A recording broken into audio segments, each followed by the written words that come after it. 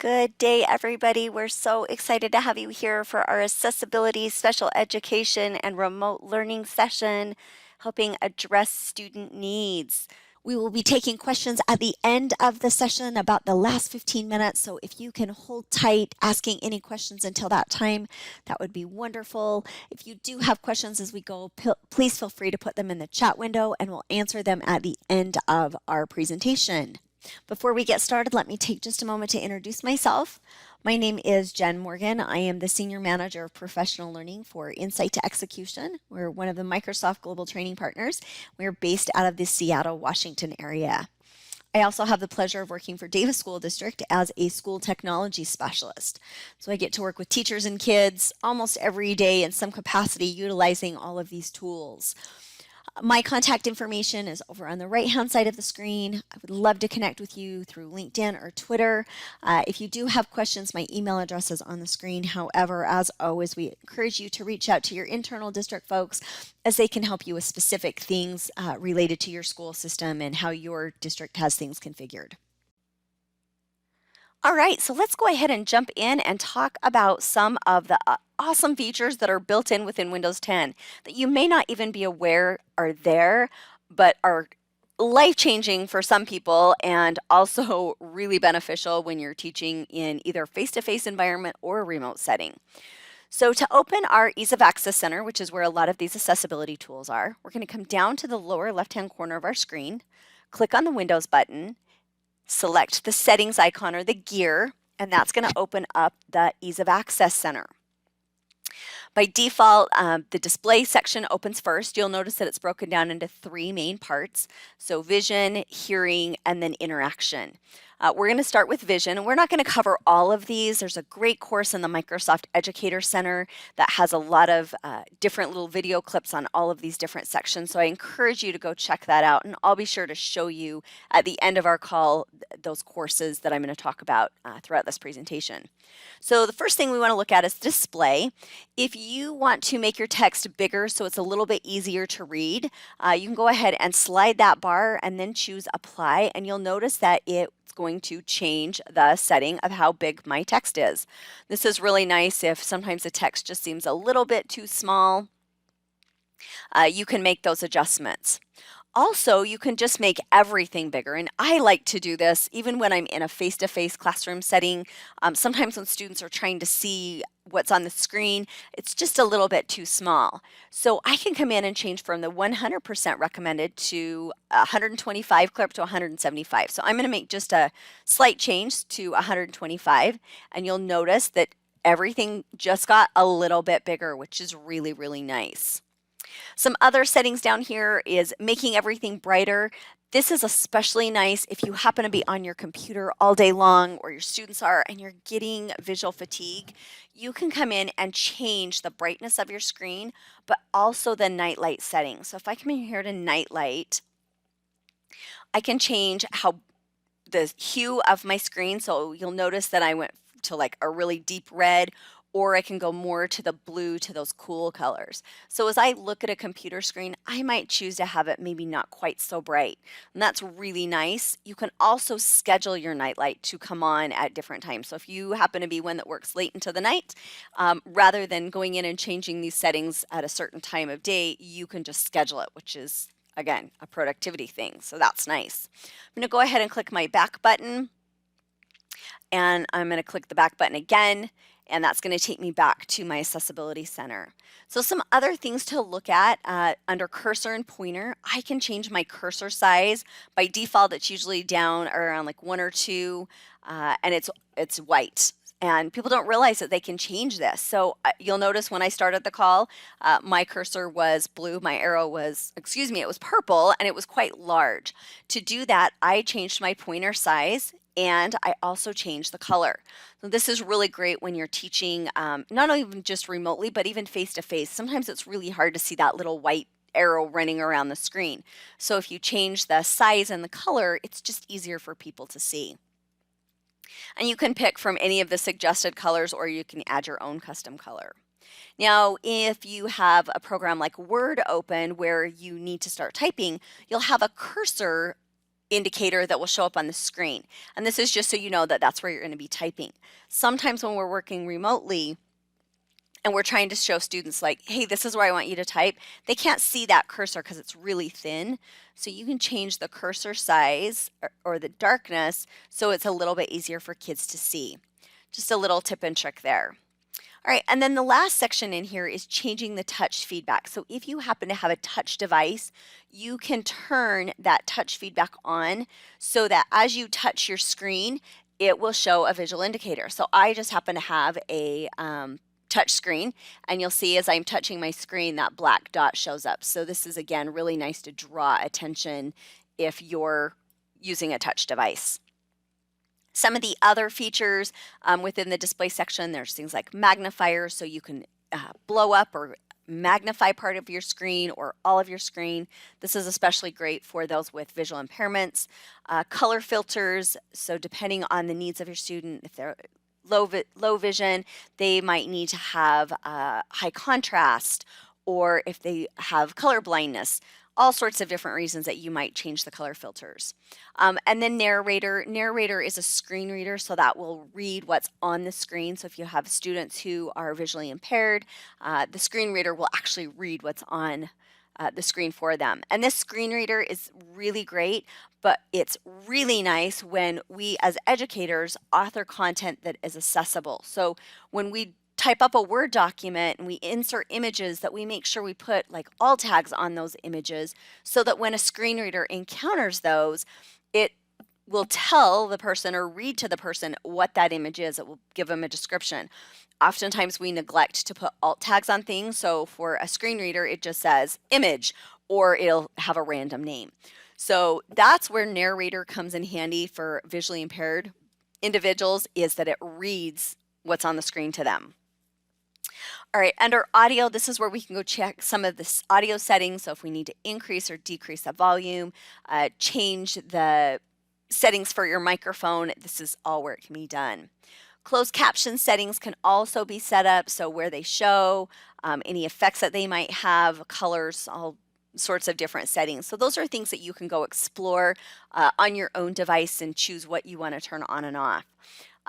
Interaction, so those are different ways that you can interact with the computer. So if you want to talk instead of type, you can use the Windows H key to start dictation, which we're going to talk about here with Word in just a little bit. You can also use Cortana, so you can talk to your computer and have Cortana do things.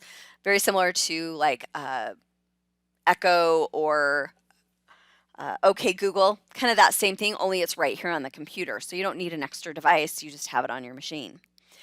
You have some keyboard settings, so depending on if you're using a physical keyboard or the on-screen keyboard, so if your students have a touch device, they can turn on a keyboard that will just show on their screen rather than having to have a physical keyboard. So again, just a nice little feature. There's lots of other ones you can go check on. Mouse, so depending on how you want to interact with your mouse, you go change your mouse settings. And then the last one is eye control. So if you have a student who might be using a device, they don't have use of their hands, so they're using their eye control to control the computer. There's some settings within here that will allow them to make adjustments. So that is the Ease of Access Center. Again, most people don't even know that that tool is right there, but so many great ways to make little adjustments to your computer to meet not only your needs, but those of the needs that you're teaching. So when you're doing like remote and you're presenting your desktop, little adaptations, so changing your cursor size or how big your screen is, those are great little just tweaks.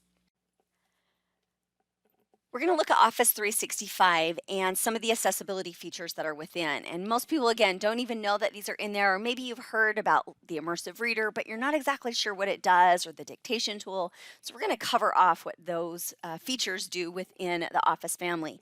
Now, you won't find all of them in every product, but you will find a lot of them. So we'll kind of talk about that as we go through our session today. First, I've logged into Office 365 by going to office.com and logging in with my school district email address and password.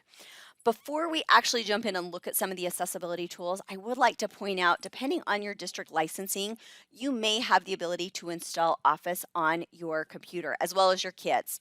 So depending again on the licensing you have with your district, you may have the ability to install Office on your own personal devices. So if students have their own home device but they don't have Office, they can log in, go to the Install Office button, and choose to install Office 365 apps. And this will work if they're on a Mac or on a PC. It will install the correct version. So that gives them the ability to have the full desktop suite of Microsoft. So Word, Excel, PowerPoint, OneNote, things like that. Okay, so I've got Office installed, and now we're going to jump in and we're going to talk about accessibility tools first in Word. So within Word, I'm going to go ahead and open up a blank document. And I'm focusing on online because a lot of times our students are working across a lot of different devices. They might be on a Windows 10 device or a Chromebook or an iPad. So if they use the online experience, they're going to have a more seamless opportunity. So it will work on any device that has internet access. I've opened up the online version of Word. You'll see it looks very similar to the desktop version. It's not quite as robust. The online apps aren't quite as robust as the desktop apps, but they have a lot of stuff that for most of our kids is going to be great. The first feature I want to show you is the Dictate feature. So on the Home tab, I'm going to pop all the way over here to Dictate, and I'm going to select Dictate. Now you'll notice there's a little drop down arrow, and I have two options under Dictate. I have the ability to dictate, which means literally just talking to my computer and it will transcribe what I say, or I can use the transcribe feature, which means I can upload an audio recording and it's going to then transcribe what is said in the recording. So if you think about how to use this with students, think about a student who might be sitting in class, having a note taker for them, and then they have to go back and listen to the notes or go back and try and read notes. But instead, if they could record a lecture and then upload that audio into Word and have it automatically transcribe for them, now they're getting both the written and the audio. So how cool is that, right? If you've got kiddos who maybe are struggling writers, so they don't really love to write, but if you ask them, they can totally tell you an idea, the Dictate feature is super great for them. So I'm going to go ahead and click on Dictate. And I'm going to tell it to allow my microphone. And now it's listening to what I'm saying and it's dictating, as you can see on my screen, everything that I'm saying. So how great is this for our students who either one, aren't typing yet, or two, just struggle to write? So I'm going to do some punctuation here. So period, new paragraph, and then let's go on and talk about some additional features for accessibility within Word. You'll notice that I said period, new paragraph, and Word took just a minute. It changed from the words to literally putting in a period and starting a new paragraph. So how great is that, again, for our kiddos who need to do punctuation? They might struggle to think about adding in punctuation. All right, I'm going to go ahead and stop that. But before I do, I want to point out a couple of little features within the Dictate tool. So students can have it auto punctuate. The voice commands, again, that's to tell it to like do a period, new paragraph, things like that. They can also change the language. Now, not every language is represented here. There's quite a few that are out fully, and then there's some preview languages. So if you happen to have a student who maybe speaks Spanish and they need to do some writing, they could actually dictate in Spanish and it would type out what they have to say. And then when they're done, they could use the translation tool. It's under the Review tab. So under the Review tab, under Translate, and we can have it translate, or they can have it translate from whatever their detected language is into another language. So I'm going to have this actually take my English and translate it into Spanish. And then I can insert that onto my document. So now my English has been translated into Spanish and right there within my Word document. So how great is that? So again, you've got a student who maybe is non-English speaking or a non-native speaker, and now they can dictate in their native language and then have it translated. Okay, I'm going to go ahead and change that back to English because we're going to use this for another activity. All right, to change that back, I'm going to scroll down here to the bottom and I'm going to tell it to translate it back to English and insert it. Okay, so now it's back to English.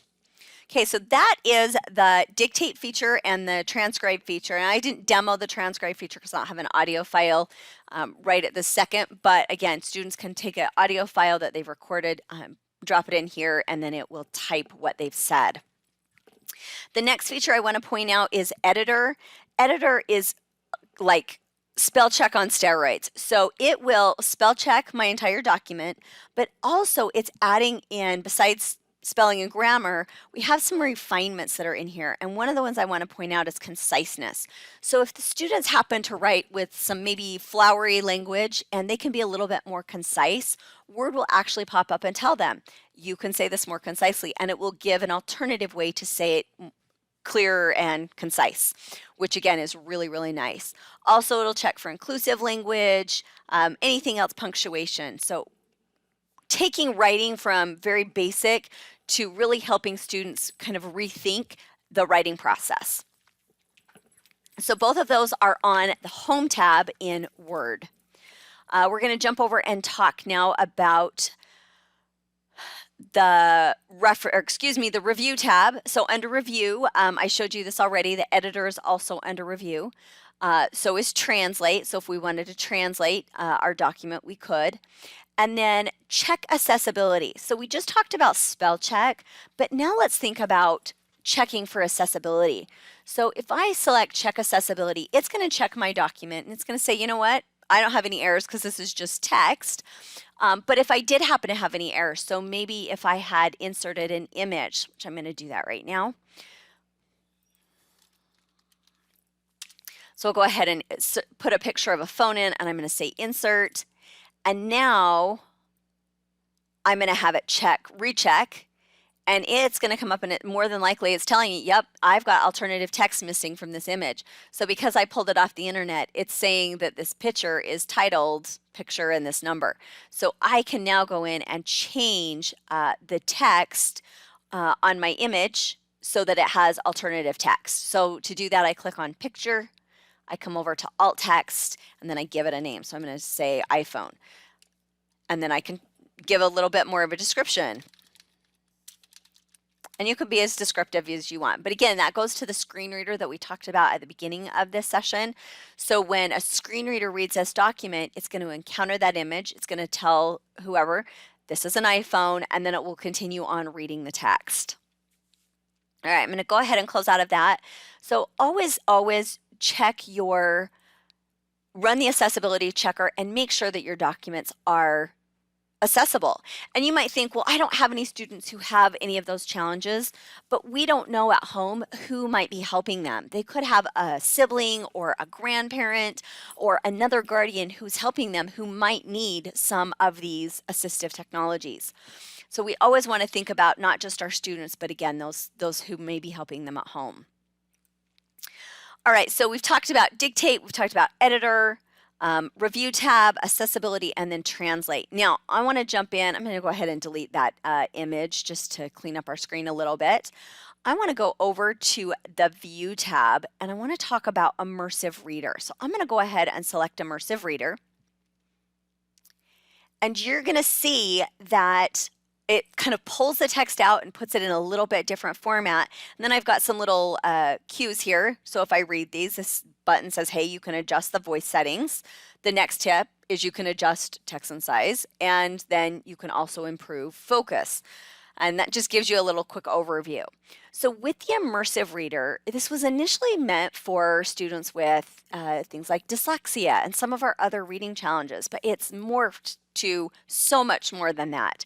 I use Immersive Reader all the time when I'm typing something, if I need it read back to me so I can hear it to make sure it sounds okay. I use the Immersive Reader. It's like reading it out loud to yourself, only someone's doing it for you. So I can go ahead and hit the play button, and this will read. Phone, and now you're listening to what I'm saying, and you're dictating how you can see everything. What is on the screen. I can change some settings, so I can slow it down or speed it up depending on what my needs are. And then I have the ability to change the voice from male to female. So those are just the reading aspects of how quickly it reads and how you're hearing it. Some other adjustments that can be made is to come up to the text preferences button, so the big A, the two A's, and click on that.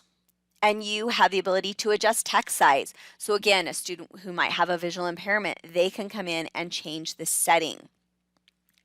Also increasing spacing. So this is great for visual crowding. So maybe our students who have dyslexia or some other reading challenges, increasing spacing will help space out those texts or those letters so that they can see them just a little bit more clear. And then also the ability to change the font. So again, sometimes some fonts are a little bit easier to read. And then finally, themes. Themes are just a color overlay that will happen on the page. And I especially love this. I had a student many years ago who had dyslexia, and all of her documents had to be photocopied. All the instructions that we gave her had to be photocopied on this particular yellow color.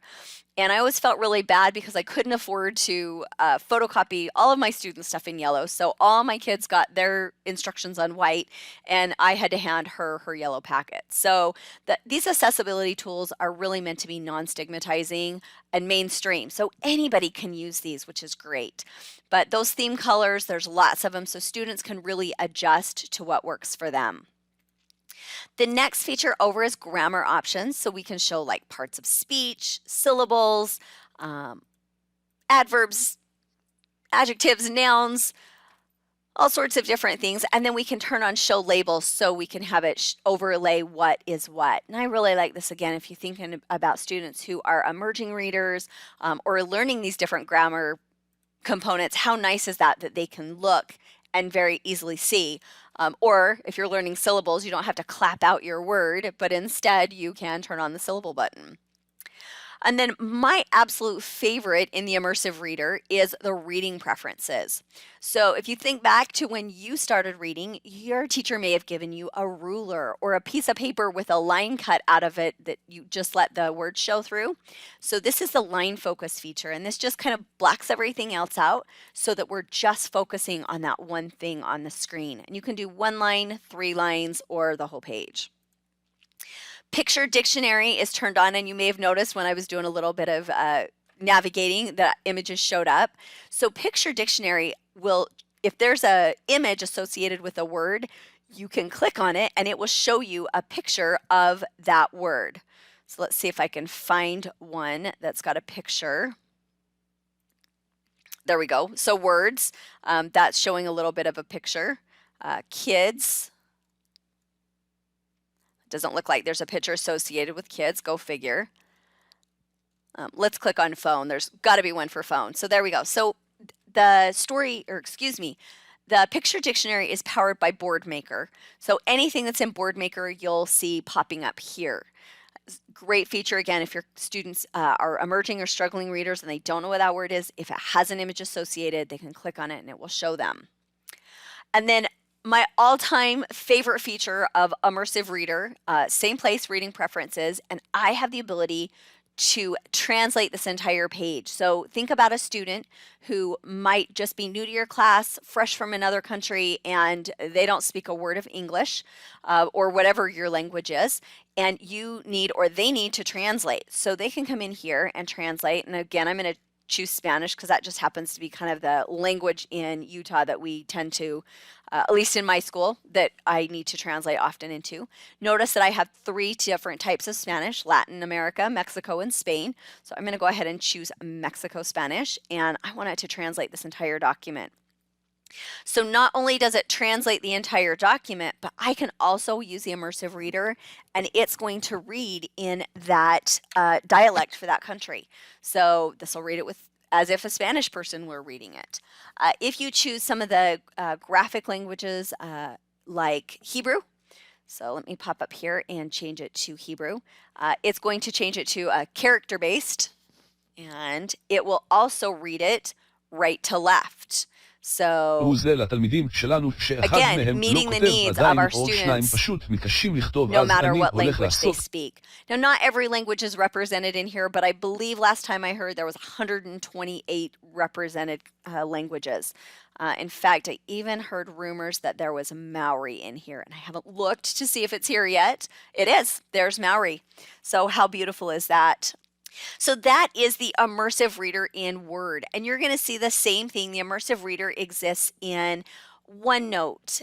You'll see it in PowerPoint, Forms, Teams, all over the place. And when you're looking for it, you always want to look for the little book with the microphone or the speaker icon. So that indicates that immersive reader is there. So you'll see it again in Teams. Students can, in fact, let's just go ahead and pop over to our team and look at what that looks like in Teams. It's a great little segue there. So in Teams, students can come to a message that you've posted. They can click on the ellipse and they can choose to translate, or they can choose the immersive reader. So this will translate that message, or again, it will pull it out and it will read it to them. If you give students an assignment, immersive reader also exists in assignments. I'm going to go ahead and click on my assignment icon, find an assignment that I've given my students. I'm going to pop over to student view so we can see what this looks like from a student perspective. And you'll notice over in the right-hand corner, the little microphone with the speaker. I can click on that and it's going to pop open the immersive reader. So here it is, students without even having to necessarily be able to read, be able just to click on that icon. Now these are settings that you have to teach students, and I've been in many of class where we've shown the kids a couple of times, and then as soon as we do, it's like, oh my gosh, this is life-changing, and they remember and they know to go change these.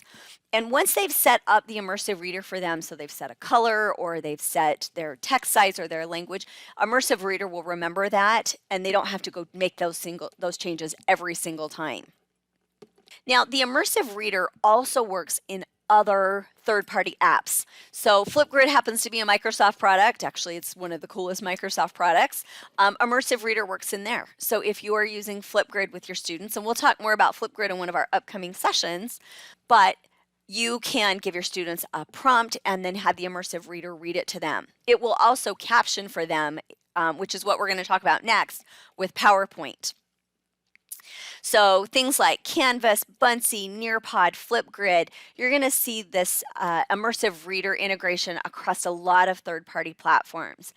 If you work with a particular software company or you're using a product and you don't see the immersive reader, always reach out to that company and ask them to work with Microsoft. Microsoft is fabulous to try and bring more companies in, especially in the education market, so that we can reach our students all the time. All right, let's jump in now and look at PowerPoint. So I'm going to go ahead and open up a PowerPoint.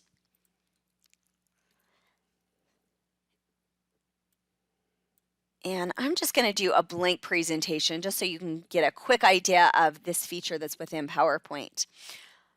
Go ahead and choose a cool background so we've got something. And I'm going to go over to the slideshow tab. And I'm in the desktop version of PowerPoint, and I'll show you what this looks like in the online version here in just a minute. But mostly as teachers, we tend to work in the desktop version. So I can choose to always use subtitles. So again, I'm in the slideshow tab. I'm going to select always use subtitles, and now I have some subtitle settings. So I can choose, tell it what language I'm speaking, what language I want my subtitles in. So if you're reaching maybe somebody who needs closed captions, so English speaker, you can have it closed caption in English, or you can even have it closed caption in one of the other languages represented here. I'm going to go ahead and leave mine in English, and then you can tell it where you want those closed captions to go. Once you start your PowerPoint, it's going to listen, and it does take just a minute, and it is now listening to what I'm saying and subtitling right there on my PowerPoint slide. So how great is this? As you're presenting your material, you're delivering your content, you can reach students several different ways. You can reach them, they can hear you, they can read on the screen. And you've now just changed some students' lives because now they are getting closed captions. And you can, again, remember, you can change this into other languages. So if you're trying to reach another population of non-native English speakers, you can change it to their language. Okay, so that's the accessibility tools right there within PowerPoint. Now, I told you I was going to jump over to the online version, but before I do, I want to show you in the desktop app, and again, some of this is in the online app as well, design features. I don't know if you noticed when I opened up my PowerPoint, it gave me, because I did a blank slide, it gave me some options, which is great. These are design templates, so it really helps you take your PowerPoint to the next level. So I want to show you how the AI powered behind PowerPoint works. So let's say, again, I'm going to do a presentation on golf, and I'm going to choose design ideas. And notice, because I have that title of golf, it says, hey, you know what? She probably wants an image of a golf course or a golf ball. So I can now apply that, and how cool is that? Looks way better than if I were to go put in my own graphics. And you can do that for any slides as you build your presentation. You can click on that design idea, or it sometimes will automatically just pop up for you and give you some design ideas. If you don't like the ones that are presented, you can scroll down to the bottom of that window and you can choose more design ideas, and it will give you a lot of variations and a lot of options. So this works twofold, at least in my eyes it does. One, for you as a teacher, it really can help you adapt your PowerPoints to look a little bit more like they were designed by a graphic artist, which is kind of nice. But for our students, this is really nice, because how many times do our kids get hung up on the bells and the whistles of PowerPoint? They're all about the backgrounds and the transitions and the animations instead of focusing on the content. Or maybe sometimes they get so focused on how it looks, they, again, don't necessarily focus on the content. And so this is a great way. They get their content in, they click that design idea, and it gives them some really great professional looking slide presentations. So again, design ideas in PowerPoint. This does work in the online version as well. I just wanted to highlight it here in the desktop version. Notice to the left of the design ideas, dictate. So students, again, can use that dictate feature, which is really nice. I'm going to jump now over to the online version of PowerPoint so we can look at what that looks like in some of the accessibility tools. So I'm going to go ahead and click on PowerPoint and just open a new blank presentation.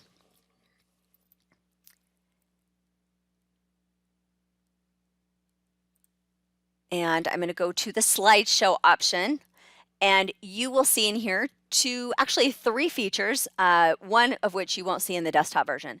So first one is subtitles. So again, you can have subtitles just like what I showed you in the desktop version.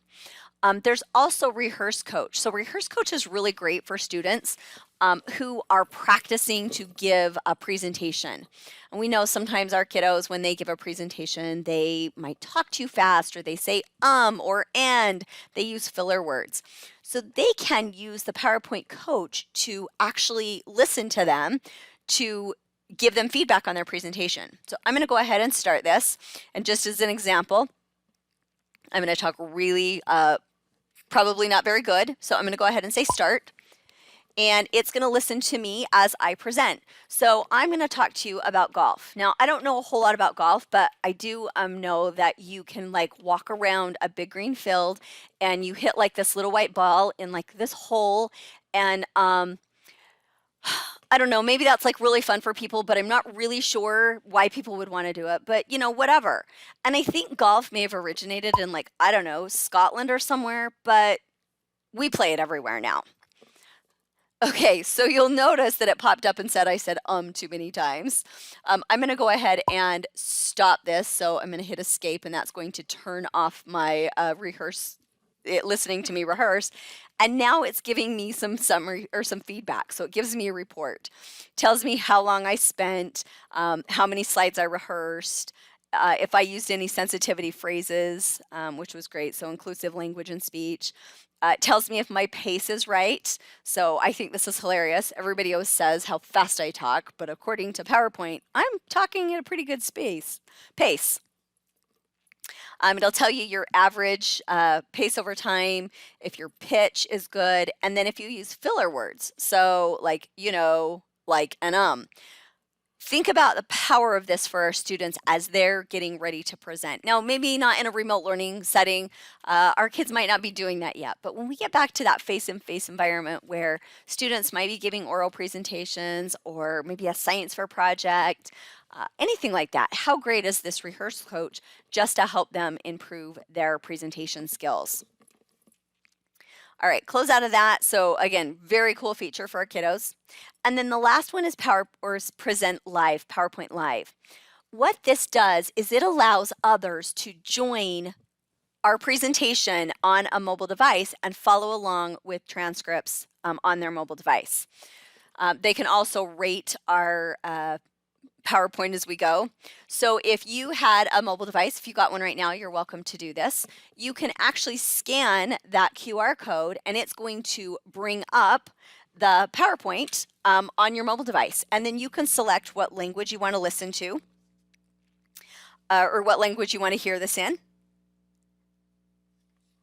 And you can progress backwards through my presentation. So if you think about sometimes if you're like at a conference and the presenter's presenting and you're like, oh, I want to see that slide, but they've already gone past it. With PowerPoint Live, you can actually go backwards to look at that presentation. It will also tell you the number of people who have joined the session. So obviously no one's joined right now, but if they had right here, it would give me the join code. Now, if they don't have a mobile device to join with the QR code, up in the top right-hand corner is a URL that they can type in on their computer, and it will join them into this PowerPoint as well. So again, great way to reach students. So if they're, or parents, so you could be talking to a whole room full of parents who might speak 5 or 6 different languages, and they'll be able to see on their screen their own language and then also be able to watch your PowerPoint. So that is in PowerPoint Online. Okay, we have talked about so much in such a short period of time, and I just barely covered off some of the features that are in the Office suite. So things like Word and PowerPoint. We didn't even get to Excel or Outlook, any of that. What I do want to do, though, is take your attention to the Microsoft Educator community, where you can go learn more about these courses. So education.microsoft.com. And if you come up to training and go to courses or actually learning paths, either one will work. So recently, Microsoft released several accessibility courses. So you've got the Inclusive Classroom Foundation, Inclusive Classroom Specialization. And then if you scroll down, and they might be in slightly different order for you as they are for me, you'll have, can't see it right offhand. Oh, creating an inclusive, digitally inclusive learning environment. So there's some really great courses right here in the MEC that will help you get started. Even fostering a dynamic remote learning environment for with student-centered tools. I've just rattled off 3 courses that all have these accessibility tools built in and show you more about them. So be sure to go check those out, because they are really going to help you think differently about how you're authoring content and ways that you can help your students. So with that, we're done. That was a lot. I'm sure we've got some questions popping up in the chat window, so I'm going to pop over and look at those. While I do that, I invite the rest of you to maybe formulate and think about some questions that you might have. And if you want to go ahead and type them in the chat window, you're welcome to. Or as I finish answering the ones in the chat window, I'll invite you to go ahead and come off mute, and you can ask any questions that you might have off mute.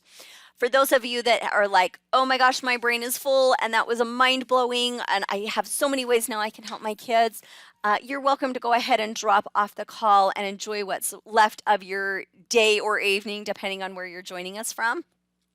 We just again want to thank everybody for joining this webinar series, and I hope that you got some great information out of what we shared today and our previous sessions. So with that, I am done talking, and we're going to go over to our chat box and see if anybody's got any questions.